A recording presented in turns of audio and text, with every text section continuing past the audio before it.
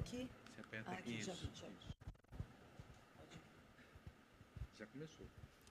Então, boa noite aos que estão presentes, boa noite àqueles que estão de forma online. Estou muito feliz de estar nessa casa novamente. Acho que a última vez foi em outubro do ano passado, já tinha muito tempo, estava com saudade. E é sempre bom a gente rever os amigos e conhecer outros amigos. Fico muito feliz de ter essa oportunidade. Então, eu estou sabendo que eu tenho 40 minutos. Onde é que tem um relógio para eu seguir?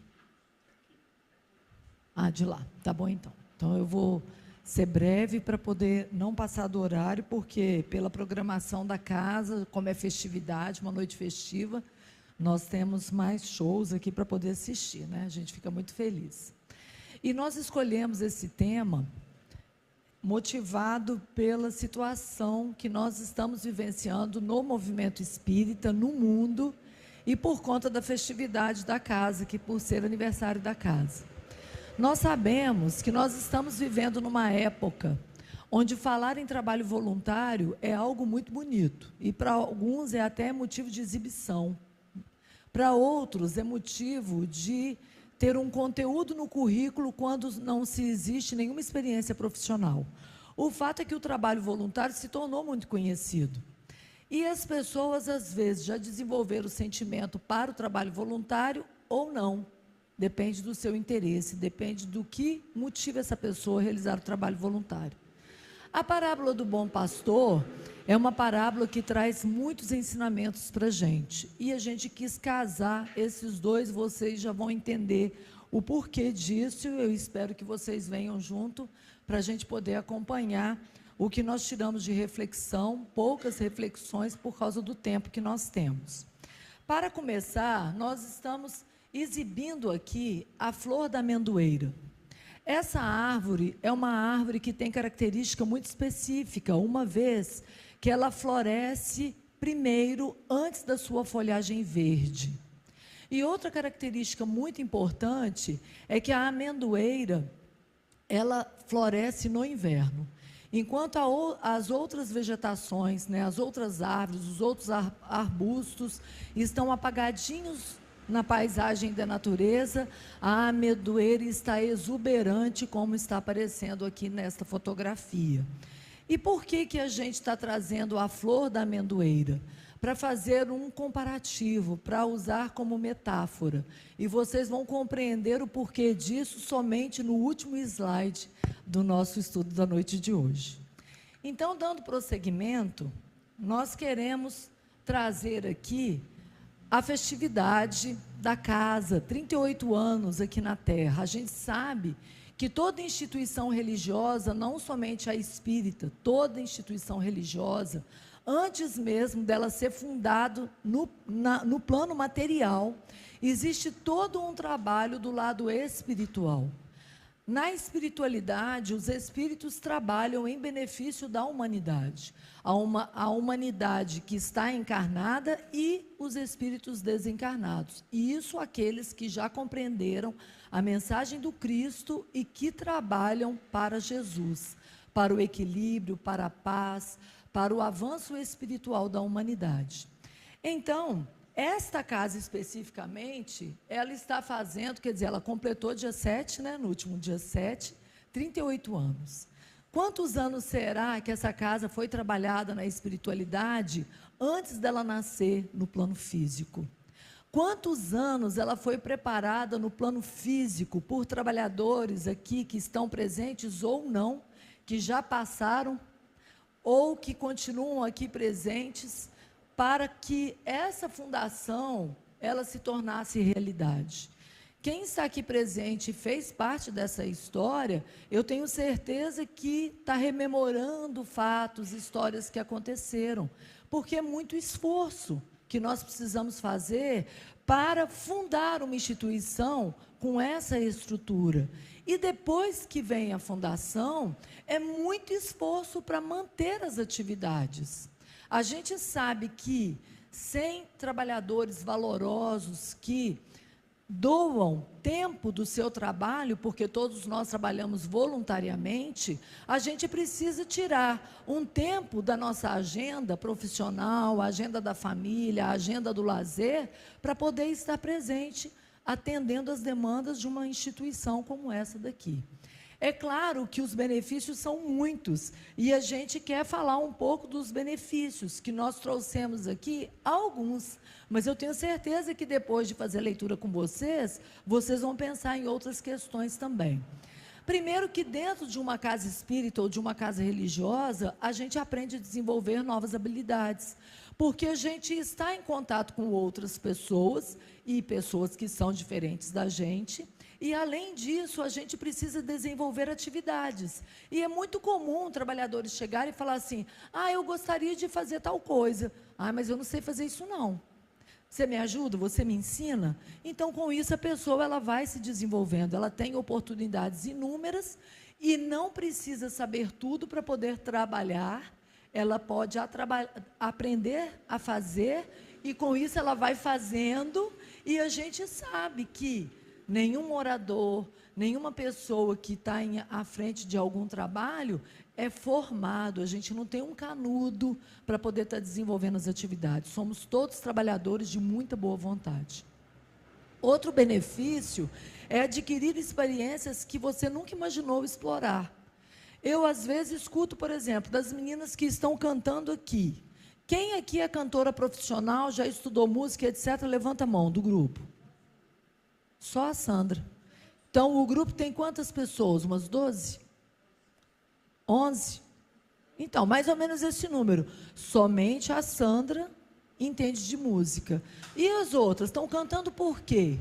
Por que vocês estão se aventurando nesse caminho? Porque vocês estão querendo desenvolver habilidades, né? Fazer coisas. Vocês pensavam antes de cantar? Alguém aqui já pensava em cantar? Como? A senhora já participa da Fluir de Reis, ok. Mas alguém já cantava? Você já canta em outro coral, mas ao longo da sua vida, você pensou assim, eu quero cantar um dia na minha vida, fazer apresentações. Vocês pensaram nisso? Não, então são coisas que vão acontecendo, a gente aproveita as oportunidades e vão fazendo. Eu também, na minha infância, não imaginava em ser um orador espírita, e eu me tornei. Eu não sabia ainda, não tinha escolhido ainda ser professora, e eu me tornei professora porque eu aprendi a dar aula dentro do movimento espírita. Desde lá a tarefa da evangelização com as criancinhas, que eu comecei auxiliando, e depois eu fui me desenvolvendo, e cheguei aqui na frente. E eu falo para vocês, eu hoje não tenho mais vergonha, mas já tremi as pernas, já passei mal, já aconteceu um monte de coisa, mas à medida que a gente se coloca para o trabalho, vai se permitindo, a gente vai se desenvolvendo, e isso é muito bacana, né? Então a gente adquire novas experiências. A gente tem a possibilidade de ampliar a perspectiva sobre questões espirituais, sociais e culturais. Isso é uma grande verdade, porque a gente encontra pessoas de áreas muito diferentes. E à medida que a gente vai conversando com essas pessoas, a gente vai aprendendo com elas e vai se desenvolvendo. Eu e a mamãe estamos tendo a oportunidade de, mais uma vez, estarmos lá na casa da Sandra. A gente sabe que a Sandra é uma artista, que tem várias habilidades. Então, todas as vezes que a gente tem a oportunidade de sentar e ficar batendo papo, geralmente a gente fala do movimento espírita, ela está trazendo para a gente novidades de coisas que eu estou aprendendo, que eu não sei, eu não tenho conhecimento. Então, é muito bom essa ampliação. A gente cultiva a empatia. No meio social, nas empresas, a gente usa a palavra empatia. Qual é o significado de empatia? É a gente se colocar no lugar do outro, né? Quando a gente se coloca no lugar do outro, a gente está dando chance para que a gente se desenvolva naquilo que Jesus havia ensinado para a gente, que é a gente amar ao próximo como a gente se ama. Porque quando eu observo o que o outro gosta, o que ele não gosta, qual é o jeito dele ser, eu também estou desenvolvendo essa habilidade de perceber quem é o outro. E da mesma forma, se o outro também trabalha essa questão de ser empático, ele também está se desenvolvendo nesse campo, e isso é muito bom para a sociedade de maneira geral. A gente tem a possibilidade, quando está fazendo o trabalho voluntário, de se proteger dos obsessores. Porque quem faz trabalho voluntário, por significado, por conceito, o trabalho voluntário é toda aquela pessoa que se coloca para fazer gratuitamente alguma coisa por uma pessoa, uma comunidade ou uma causa. Mas é gratuito. Uma pessoa que se coloca a serviço de algo que é para servir o bem, todas as vezes, Emmanuel fala isso no livro Perante Jesus, numa lição chamada Remuneração Espiritual. Todas as vezes que vem a justiça divina nos cobrar pela lei de causa e efeito os males que nós causamos a nós mesmos no passado e nos encontra a serviço do bem, manda a lei divina cessar a cobrança por tempo indeterminado. Então, além da gente estar se beneficiando pessoalmente por causa das cobranças do passado, a gente também está se protegendo daqueles do passado que nós prejudicamos. Então é maravilhoso o trabalho voluntário. Além disso, fisicamente, a gente libera os hormônios do prazer, os hormônios da felicidade, que é a dopamina e a serotonina. E isso é comprovado cientificamente. Existem pesquisadores que estudam a respeito do trabalho voluntário. Esse Alan Lux, aqui na fotografia, ele no seu livro O Poder Curativo de Fazer o Bem, ele queria analisar o que acontecia na saúde física e mental de 3.000 voluntários que ele pesquisou. E ele chegou a algumas respostas importantíssimas o que ele identificou. Olha só. Os voluntários são mais felizes. É isso que afirma o estudo que aconteceu na Universidade de Oxford, que o cérebro de quem pratica voluntariado libera mais hormônios, como os que a gente já citou, que são responsáveis pela felicidade e o bem-estar. Também a American Psychological Association atestou que o voluntariado reduz até 47% o risco de mortalidade em adultos e idosos. Gente, é quase 50%. É muito grande essa taxa. Outra coisa, quem realiza pelo menos 4 horas de trabalho por mês, às vezes a gente dedica muito mais que 4 horas por semana e às vezes até diariamente, né? Olha que beleza. Tem 10 vezes mais chance de ter uma boa saúde. E a gente percebe isso mesmo, porque quantos de nós que faz o trabalho voluntário no bem, fala assim, nossa, hoje eu acordei, eu estava com uma dorzinha de cabeça, ou então eu estava desanimado, estava com um mal-estar esquisito, meu corpo estava assim, estava assado, tudo para não fazer o trabalho, né? Você acordou com alguma coisa diferente que era para te impedir de fazer. Aí você se esforça, fala assim, não, eu vou assim mesmo. Aí quando chegou o final do dia que você já realizou a tarefa, qual é a sensação? Nossa, estou me sentindo ótimo, passou tudo, estou sentindo mais nada. Essa narrativa não é comum nas nossas vidas? Pois então, provando aí que o trabalho voluntário é algo maravilhoso. E aí nós temos no Livro dos Espíritos uma pergunta que é muito emblemática para nós, da sociedade, que a gente fica se perguntando assim, puxa vida, nesse salão aqui hoje, nós estamos umas 35 pessoas mais ou menos, né? Se nós somos pessoas de bem, por que a gente vê tanto mal por aí espalhado? E olha o que os espíritos nos respondem. Por fraqueza destes. Os maus são intrigantes e audaciosos, e os bons são tímidos. Quando estes o quiserem, ou seja, o bem vai preponderar. Então, nós precisamos falar mais.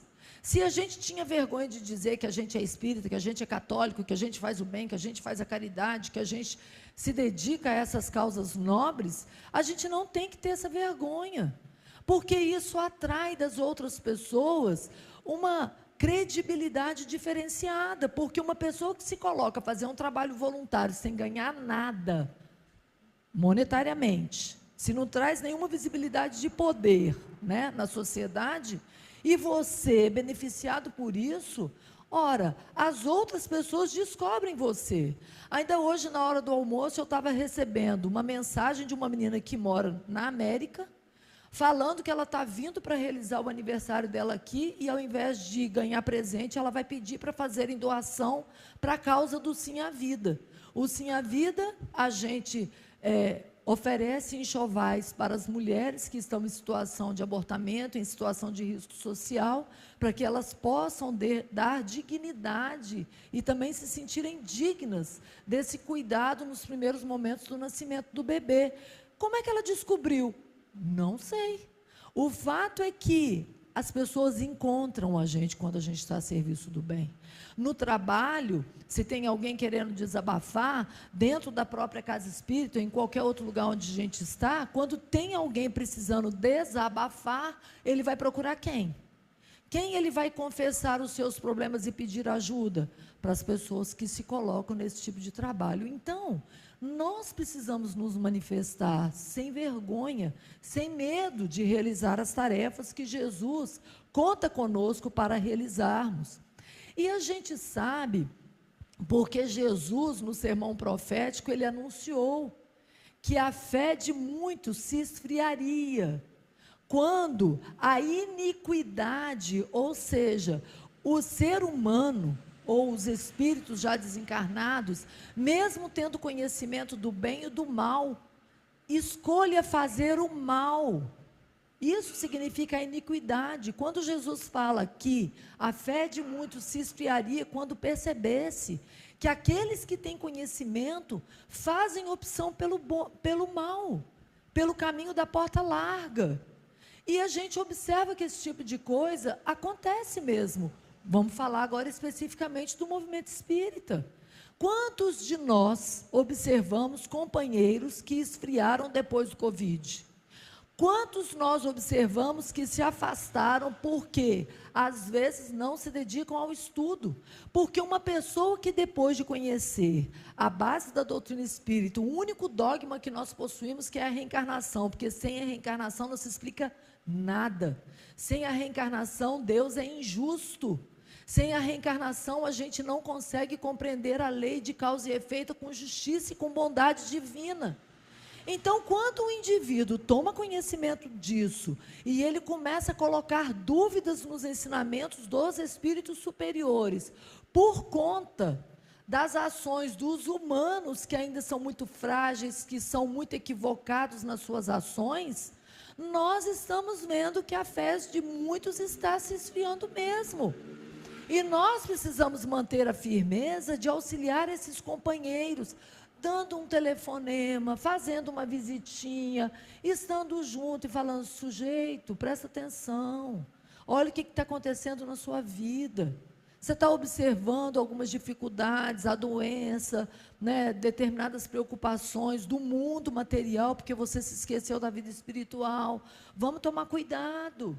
E se a gente se afasta mesmo das pessoas que fazem esse tipo de trabalho, como nós, a gente fica frágil, porque nós somos frágeis ainda. Nós ainda temos muitos problemas e a gente precisa se fortalecer. E aí esse ambiente aqui, ou um ambiente sério que prega os ensinamentos do Cristo, é um ambiente preparado pela espiritualidade. Um dos benefícios de uma instituição como essa é que todas as vezes que a espiritualidade precisa de energias salutares e às vezes energias físicas produzidas pelos encarnados para levar cura para os hospitais, por exemplo. Vocês sabiam que os hospitais são mantidos muitas vezes, os benefícios que acontecem com determinados doentes lá, em benefício das orações que nós fazemos? Os trabalhos de mentalização, de fluidoterapia que é levado no serviço de capelania, aqueles que vão dar um passe magnético, tudo isso vai em favor desses irmãos que estão lá doentes. Então, todas as vezes que a espiritualidade encontra uma casa de bem que ensina os seus ensinamentos, os ensinos do Cristo, essa casa é um ponto de apoio para os espíritos do bem, porque eles precisam de encontrar na Terra estruturas físicas voltadas para o bem. Porque como nós estamos encarnados, as nossas energias, as energias que nós fazemos e realizamos, as energias que cuidam da nossa saúde física, mental, também é material. Então, de onde que os espíritos vão tirar essas energias salutares, se não for de instituições salutares. Então, também é muito importante essas instituições. E aí, lá no Evangelho segundo o Espiritismo, no capítulo 20, quando os Espíritos nos explicam sobre o que eram os trabalhadores de última hora, o Espírito de Erasto, ele traz uma mensagem chamada a Missão dos Espíritas, que é belíssima e muito forte, onde esse Espírito nos incentiva, a todos os espíritas, ir e pregar. Mas a pregação não é pregação de falar assim, não, mas eu sou tímido, eu não gosto de falar, eu não tenho ainda capacidade de falar e etc. Não, o ide e pregai, a gente prega muitas vezes através dos nossos exemplos. Então, que a gente não se feche para o trabalho, é isso que o Espírito de Erasto quis dizer. E aí ele fala o seguinte: muitos vão se desviar do caminho. Como é que a gente vai identificar aqueles que estão no caminho? E olha que lindo que ele fala. Pela obra, gente, o tempo todo ele fala. Pelos princípios da verdadeira caridade que eles ensinarão e praticarão. Pelo número de aflitos a que levem consolo. Pelo seu amor ao próximo. Pela sua abnegação. Pelo seu desinteresse pessoal. Reconhecê-los-eis finalmente pelo triunfo de seus princípios, porque Deus quer o triunfo de sua lei. Então nós estamos aqui para realizar tudo aquilo que nós aprendemos com Jesus, porque a gente sabe que Jesus nada mais, nada menos fez que ensinar sobre a lei divina ou natural, que é a lei que rege o mundo. E todos nós, se nas nossas ações, nosso pensamento, seja lá como for, a gente contraria as leis de Deus, nesse momento a gente está provocando a dor para nós mesmos, para aqueles que convivem conosco e para o mundo de maneira geral, porque hoje a neurociência, a física, a astronomia fala que nós somos raios de luz, nós somos como espelhos, que a gente recebe energia e que a gente reflete energia o tempo inteiro. Isso é da lei divina. E hoje o ser humano, através da ciência, já conseguiu identificar. Então precisamos trabalhar muito. E aí eu pergunto para você, será que Jesus, lá no tempo dele, foi fácil ele conseguir os adeptos para poder trabalhar em sua causa? Então, olha o que o espírito de Humberto de Campos conta lá no livro Boa Nova. Eu fiz uma síntese aqui do capítulo 3 desse livro, para poder trazer a narrativa para vocês e para ser mais rápida com o tempo. Então, de Jericó a Jerusalém, Jesus vinha de Jericó, estava sentado como um peregrino nas adjacências do templo. Jesus foi notado por um grupo de sacerdotes e pensadores ociosos, que se sentiram atraídos pelos seus traços de formosa originalidade e pelo seu olhar lúcido e profundo. Alguns deles se afastaram, sem maior interesse, mas Hanã, que seria mais tarde o juiz inclemente de sua causa, aproximou-se do desconhecido e dirigiu-se-lhe com orgulho. Galileu, que fazes na cidade? Jesus respondeu, passo por Jerusalém buscando a fundação do reino de Deus. Reino de Deus? E que pensas tu venha a ser isso? Esse reino é a obra divina no coração dos homens. Obra divina nas tuas mãos? Com que contas para levar avante essa difícil empresa? Quais são os teus seguidores e companheiros? Acaso terás conquistado o apoio de algum príncipe desconhecido e ilustre para auxiliar-te na execução de teus planos? Ora, a gente sabe que Hanã só pensava das coisas a nível material. E então continuou o diálogo. Jesus diz: meus companheiros hão de chegar de todos os lugares. Respondeu o mestre com humildade. Sim, os ignorantes e os tolos estão em toda parte na terra. Certamente que esse representará o material de tua edificação. Entretanto, propões-te realizar uma obra divina e já viste alguma estátua perfeita modelada em fragmentos de lama? Ele tentando humilhar e tirar o foco do mestre. E Jesus responde: sacerdote, replicou-lhe com energia serena. Olha que bonita a narrativa de Humberto de Campos. Energia serena, sem grosseria. Nenhum mármore existe mais puro e mais formoso do que o sentimento, e nenhum cinzel, que é o pincel, é superior ao da boa vontade sincera. E então ele continua, Hanã, questionando: conheces Roma ou Atenas? Jesus responde: conheço o amor e a verdade. Tem ciência dos códigos da corte provincial e das leis do templo? Sei qual é a vontade de meu Pai que está nos céus. Quantos de nós teria essa firmeza?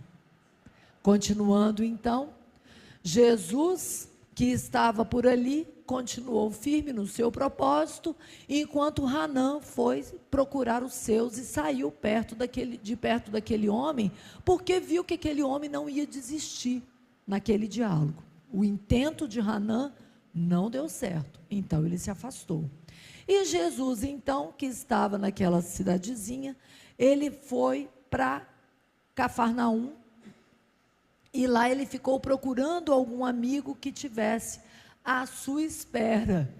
E quando então ele olha às margens do Tiberíades, ele encontrou um grupo alegre de pescadores. Esses pescadores estavam esperando por Jesus? Estavam? Olha o que é dito aqui: como se de antemão os conhecesse a todos. Ele, Jesus, conhecia aqueles que estavam ali. Mas olha só o que aconteceu no diálogo, se de fato eles estavam esperando Jesus. Simão e André, filhos de Jonas, venho da parte de Deus e vos convido a trabalhar pela instituição de seu reino na terra. E então, eles respondem: sede bem-vindo. Será que eles responderam com sinceridade ou com educação? Às vezes a gente é educado, mas será que a gente está de coração aberto, né? E aí ele responde, o outro: um rei? Mas em Cafarnaum existe tão poucas casas? Ora, se já existia um reino lá, como é que eles iam colocar um outro reino? Eles estavam pensando na vida material, assim como Hanã. Então esses homens estavam de fato esperando Cristo? Estavam esperando ser convidados a estabelecer o reino de Deus na terra? O que nós entendemos? Claro que não, né? Mas então, Jesus retorna a perguntar: quereis ser meus discípulos? E aí eles responderam: Senhor, seguiremos os teus passos. Gente, que coisa interessante, né? Eles não estavam esperando e, no entanto, eles se identificaram com aquele convite. Será que quando eles estavam lá no processo de reencarnação, eles fizeram promessas? E aquele chamado do mestre, que não é um chamado qualquer, porque a gente sabe do magnetismo de Jesus pelas narrativas dos espíritos, que Jesus, de fato, ele comovia aqueles que entendiam a sua mensagem, o magnetismo dele contagiava. Então, de uma certa forma, esses homens, eles foram despertados na sua emoção, né? E aí, então, Jesus conseguiu conquistar aqueles primeiros ali, né? E depois, então, os três saem e vão em direção a um outro lugar e chegam lá onde estava Levi trabalhando, que era colhedor de impostos. E Jesus aborda Levi, que mais tarde ele chamaria de Mateus. Que fazes tu, Levi? Recolhe os impostos do povo, devido a Herodes. Queres vir comigo para recolher os bens do céu? E aí então ele responde: Senhor, estou pronto.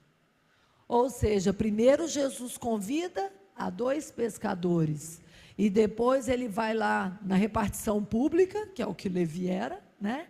E convida aquele ali também para pregar com ele a palavra de Deus, estabelecer o reino de Deus na terra. E imediatamente ele também disse que estava pronto.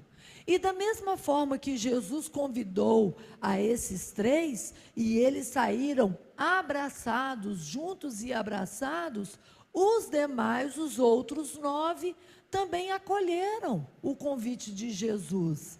Isso então, lá no início, né, nos anos 30.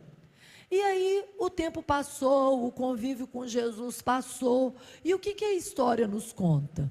Esses 12 apóstolos, eles conseguiram compreender a mensagem do Cristo enquanto Jesus ainda estava vivo? Os 12 permaneceram no trabalho de divulgar o cristianismo na terra? A gente até escuta falar de alguns, pelas suas falhas, né? A gente ouve falar que Pedro, por exemplo, era o mais bruto, era o mais turrão, era o mais machista, porque ele não aceitou que Madalena, né, tivesse visto Jesus no processo da ressurreição, e tantas outras demonstrações que ele dá nos escritos que a gente já leu. O fato é que a gente fala de Judas, porque Judas era o traidor mesmo, os espíritos tendo contado para a gente que a intenção de Judas é que a mensagem do Cristo fosse divulgada mais rapidamente, usando com seu poder de persuasão, porque Judas tinha muitos contatos no palácio, para poder propagar a mensagem do Cristo, e na realidade ele não sabia que estava sendo traído. Tanto é que quando ele entendeu que ele foi traído também, ele não deu conta, e o que ele fez? Cometeu, né? A gente sabe o que, tirou a própria vida. E aí então, a gente se pergunta se nós estamos preparados para os convites do Mestre. E a gente percebe que quando Jesus, nessa parábola do bom pastor, ele está falando e contando para os pastores, porque naquela época, as famílias geralmente viviam do pastoreio. A vida era pecuária, era agropecuária, dali eles tiravam suas economias, não é verdade? Então Jesus estava mais uma vez com as suas parábolas, ensinando através da cultura daquela época, como as pessoas deveriam se comportar. E quando ele conta, portanto, está narrado lá em João, no capítulo 10, quando então João conta da parábola do bom pastor, essa parábola está explicando sobre o convívio de Jesus com Deus. Quem era Jesus? Qual era a força do mestre? E então, como a parábola ela é muito grande, a gente quer tirar alguns ensinamentos para este momento e para esse propósito do trabalho voluntário. Então, quando Jesus, ele começa a contar a parábola do bom pastor, ele tinha terminado de fazer uma cura de um cego de nascença, e entre os judeus tinha uma conversaiada danada a respeito disso, que esse homem era louco, porque ele tinha desobedecido à lei, que dizia que você deveria guardar o dia de sábado. E ele, no entanto, foi curar um homem, um cego de nascença, no sábado. E estava aquele murmurinho na igreja, quando Jesus vem falar da sua relação, sobre a capacidade que ele tinha com o Pai que é Deus, e falar da mensagem que ele viera trazer. E é sobre isso que a gente quer destacar agora. Quando Jesus ele diz que a relação dele com as ovelhas, ele está usando essa linguagem então do pastoreio, e eu destaquei aqui que as ovelhas ouvem a voz de Jesus, né, do pastor, e as ovelhas reconhecem ele também pelo nome. O pastor conhece as suas ovelhas pelo nome, as ovelhas reconhecem a voz do pastor. Por quê? Porque no trabalho do pastoreio, o pastor convive com as suas ovelhas. A ovelha é um animal frágil, dependente, porque é o pastor que escolhe o pasto onde vai passear com elas, porque a ovelha não é capaz de identificar a erva boa que ela pode se alimentar da erva daninha, que faz mal para a sua saúde. E é o pastor que faz essa escolha, da mesma forma que é o pastor que escolhe a água límpida para a ovelha tomar, porque a ovelha também não sabe identificar onde encontrar a água limpa para a sua ingesta. E aí o que acontece? O pastor tem essa responsabilidade com as ovelhas. Então, nessa identificação, Jesus coloca aqui que ele fala para os bons e para os maus pastores, porque nem todo pastor tem esse cuidado para com as suas ovelhas. É claro que a ovelha que é cuidada por um pastor de bem, ela vai ser muito melhor tratada do que aquele que é um pastor negligente, que às vezes é distraído e etc., que não tem disciplina a respeito do horário de levar a ovelha para o pastoreio e tudo mais, né, que envolve esse trabalho. Então, o bom, ele pensa nas suas ovelhas, e o mal, ele pensa no bem de si mesmo. E a gente observa que no nosso dia a dia nós temos sido bons ou maus pastores. Qual é o exemplo que a gente tem levado para as pessoas que convivem conosco? Nas tarefas que nós temos realizado, nós temos sido um servidor fiel ou um servidor mais ou menos fiel, mais para negligentes. Então a gente precisa prestar atenção nisso. Outra coisa, quando Jesus fala que ele é a porta e que por ele seria salvo, que pode entrar e sair e vai encontrar pastagem, ou seja, você vai encontrar tudo que é necessário para a sua vida, para a sua sobrevivência, isso significa para a gente que quem entra e sai pela porta do Cristo, essa pessoa, ela pode se considerar livre, que é aquilo que Jesus disse, que se a gente conhece os verdadeiros ensinamentos, a gente se torna livre, porque a pessoa que sabe qual é o caminho que vai levá-la, vai conduzi-la para a felicidade e a paz, essa pessoa, trilhando por esses caminhos, ela não precisa mais buscar o caminho da dor e do sofrimento. Então, é muito importante esse ensinamento de Jesus. Outra coisa muito importante é que Jesus coloca que o bom pastor, ele dá a vida pelas ovelhas.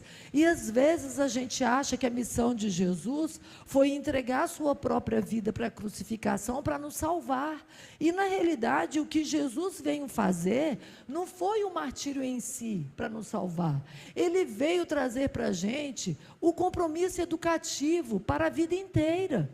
E quem tem filho sabe que a educação funciona todos os dias um pouquinho, e às vezes repetindo a mesma coisa durante décadas.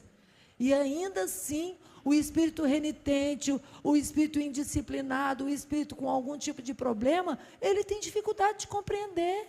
Mas se não é o educador paciente, carinhoso, amoroso, esse processo de educação não se dá. E o que foi que Jesus fez pela gente? Ele simplesmente colocou ali a mensagem dele e não exemplificou? A gente sabe que não. Ele deu a sua vida por nós nesse sentido, porque o tempo todo, 24 horas, Jesus se dedicou à sua missão, né? E depois nós temos também, ele fala, como o Pai, assim como o Pai me conhece, eu também conheço o Pai e entrego a minha vida pelas ovelhas.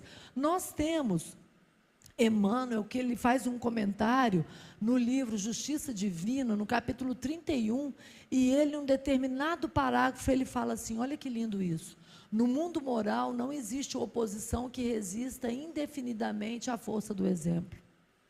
Então não adiantaria Jesus vir aqui e fazer a pregação das leis de Deus se ele não tivesse exemplificado.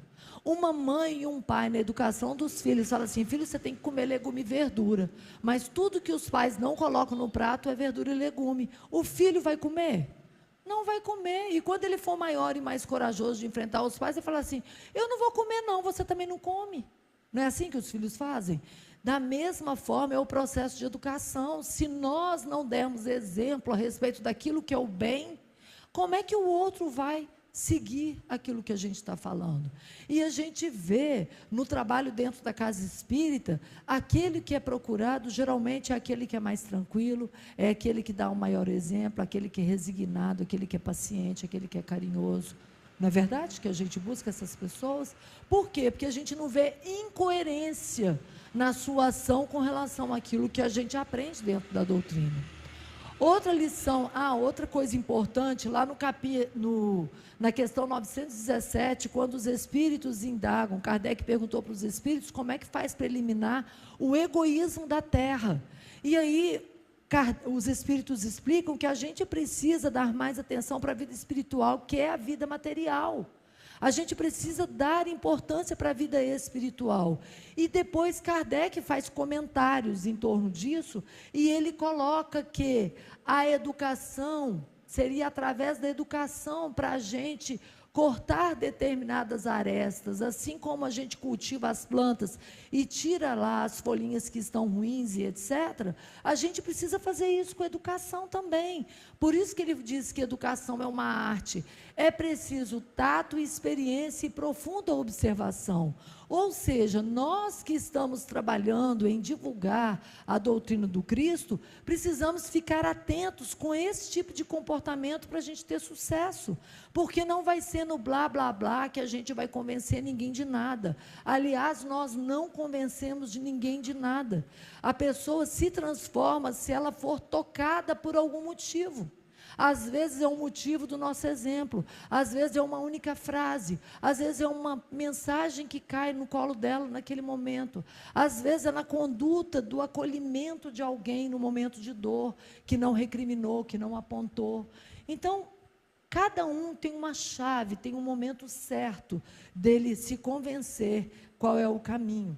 E, por fim, a gente quer colocar aqui a relação estreita de Jesus com o Pai, porque Jesus, aqui nessa última parte, ele coloca várias vezes: por isso o Pai me ama, porque eu me entrego a minha vida para recebê-la novamente. Ninguém a tira de mim, mas eu a entrego por mim mesmo. Tenho autoridade para entregá-la e tenho autoridade para recebê-la novamente. Esse mandamento recebi do meu Pai. Ou seja, Jesus, o tempo inteiro fala da relação dele com Deus, enfatizando que o que ele faz é com a permissão de Deus. Por quê? Porque o que ele faz é trazer a mensagem do Pai. E quantas vezes nós achamos que estamos, na nossa fala, no nosso fazer, colocando a ideia do Cristo, a ideia de Deus.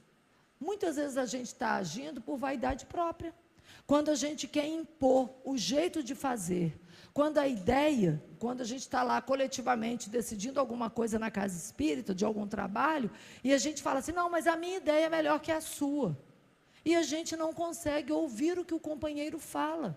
Então, será que nós estamos a serviço daquilo que foi programado na espiritualidade, ou a gente está a serviço do nosso orgulho, da nossa vaidade, do nosso egoísmo? Então, a gente precisa ficar atento sobre isso. E Jesus, ele fala sobre isso aqui o tempo inteiro, que o que ele fazia, ele fazia porque tinha permissão do Pai. Se ele tinha permissão do Pai, é porque tudo que ele escolhia fazer estava de acordo com o que era referente às leis divinas, né? E no final dessa passagem, quando Jesus está falando da parábola do bom pastor, os judeus continuam entre eles comentando que ele estava doido de falar aquelas coisas, que ele se relacionava com Deus, que era Pai. Como assim? Que homem era aquele? Quem que ele achava que ele era para dizer coisas assim? E olha a conclusão entre eles que eles tomaram a respeito. Outros diziam, então uns falaram: ele enlouqueceu, por que ouvis? Outros diziam: estas palavras não são de um endemoniado. Porventura pode um demônio abrir os olhos dos cegos? Ou seja, como é que ele ia conseguir curar um cego de nascença se ele tivesse endemoniado? Nenhum de nós é capaz de fazer isso, como é que você diz que ele é endemoniado? Né? Então, é a conclusão certa. Se o sujeito ele trabalha a serviço do bem, em algum momento as pessoas vão chegar a essa conclusão. A gente não precisa fazer esforço a respeito disso, porque isso vai acontecer naturalmente. E aí, então, aqui no livro Pensamento e Vida, Emmanuel fala a respeito da educação. É linda essa mensagem, número 5. Vale a pena a gente ler. E Emmanuel, ele conclui colocando lá que a educação com o cultivo da inteligência e com o aperfeiçoamento do campo íntimo, em exaltação de conhecimento e bondade, saber e virtude, são as duas asas, né, da elevação. É o lado moral e o lado intelectual. Então, não será conseguida tão só com a força da instrução, que se imponha de fora para dentro, mas sim com a consciente adesão da vontade. Ou seja, a pessoa tem que querer, por esforço próprio, por vontade própria. Só assim, o que vai acontecer? Ela vai ser capaz de refletir a vida gloriosa e se transformar o cérebro em preciosa usina de energia superior, projetando reflexos de beleza e de sublimação. E é o que a gente deseja, né? Então, Jesus, quando ele retorna para o reino de Deus, né, para a pátria espiritual, ele disse que não nos deixaria sozinhos, que ele tinha pedido para o Pai para enviar, né, a mensagem para que a gente não se esquecesse, para que a gente não se sentisse abandonado. E então a gente sabe que Kardec, através lá do Evangelho segundo o Espiritismo, na primeira página tem essa frase, e depois na Fé que Transporta Montanhas, nesse capítulo, que diz que a fé inabalada só o é a que pode encarar frente a frente a razão em todas as épocas da humanidade. E a gente sabe que a doutrina espírita é assim, porque a doutrina espírita, ela progride à medida que o ser, que nós na ciência vamos evoluindo, que a nossa capacidade de desenvolvimento permite, a gente vai se transformando e vai crescendo cada vez mais, né? E como o nosso tempo já se esgotou, eu vou para o último slide, vocês me perdoem, que eu vou passar aqui rapidamente, que eu achei que eu ia dar conta, mas eu não dei conta. E aí eu quero trazer para vocês o porquê que eu trouxe a imagem da amendoeira, né? Eu queria convidar vocês a ler essa mensagem do Vinha de Luz, quando Emmanuel explica, na mensagem que se chama Que Fazeis de Especial, quando o Emmanuel fala que nós espíritas, conhecedores de tudo que nós conhecemos, o que nós fazemos de especial? Porque dentro da mensagem da doutrina espírita, nós temos conhecimentos que as outras doutrinas, nenhum outro lugar traz. E com todas as possibilidades que nós, os espíritas, temos, o que é que nós fazemos de especial? É essa pergunta que fica. E eu queria que vocês, dever de casa, leiam o livro Vinha de Luz, mensagem número 60, tá bom? E aí nós queremos lembrar que Jesus é o governador do planeta, Ele nos ama, Ele entende o que vai dentro do nosso coração, o que vai dentro da nossa cabeça, o que nós estamos pensando, o que nós estamos planejando. Tudo que a gente vai fazer, se a gente não encontra resposta, é só a gente se conectar com Ele, dentro da mensagem divina, que Ele vai trazer inspiração para a gente. Mas é importante que a gente se coloque nessa posição de humildade, para de fato compreender o que é que Deus está nos trazendo, naquilo que está acontecendo, naquele momento, naquela dúvida, naquela dor, naquele sofrimento, porque tudo é de utilidade para a nossa evolução, para o nosso aperfeiçoamento. E aí nós queremos aqui colocar que Jesus, em sendo então o governador da terra, em nos amar tanto, em amar tanto este planeta, que a gente, então, siga o exemplo da amendoeira, dessa árvore linda, e que o exemplo de esperança e de alegria em servir da flor da amendoeira seja um bálsamo para o inverno que ainda habita os nossos corações. E essa flor, esse perfume, está onde? Exatamente nesse amor que Jesus sente por todos nós. E que essa casa abençoada, ela continue sendo iluminada, e que os trabalhadores daqui continuem firmes, cumprindo o seu propósito, e se lembrando que acontecer o inverno nos corações de todos nós é natural, no mundo que ainda é de provas e expiações, porque a característica do nosso planeta ainda é de dor e de expiação. Então, a gente tem que se colocar nesse propósito firme e seguir, de fato, esse exemplo. Muito obrigada pelo carinho de vocês.